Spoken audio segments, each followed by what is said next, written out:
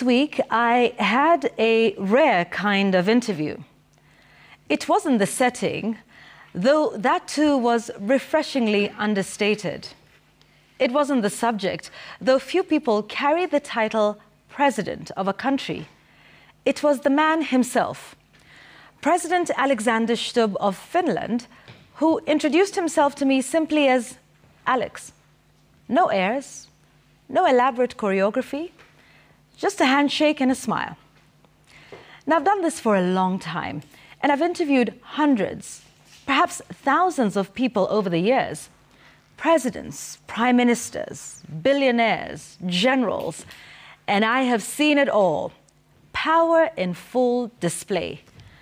Motorcades in V formation, aides scrambling over each other, aggressive attempts to control the interview, layers of protocol and security. And then there was Alex.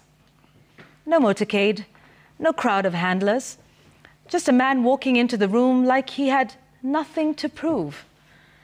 Because maybe he didn't. You see, Alex leads a country that could boast if it wanted to. Finland is one of the world's most stable democracies.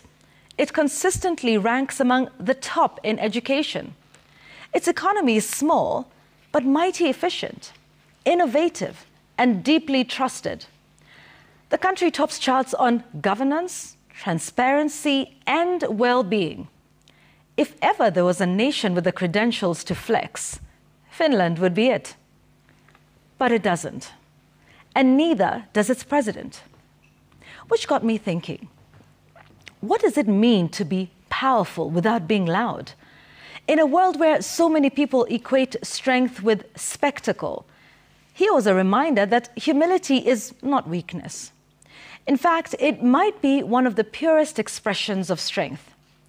Of course, humility should never exempt leaders from scrutiny, nor should it be used to mask a lack of substance. In the same breath, simplicity should never be mistaken for depth. Substance still matters. But it also reminded me to ask a deeper question. Who are we without our titles? Strip away the designations, the offices, the introductions. What remains? Would we describe ourselves by our titles, or would our achievements, and most importantly, our impact, precede our arrival into a room?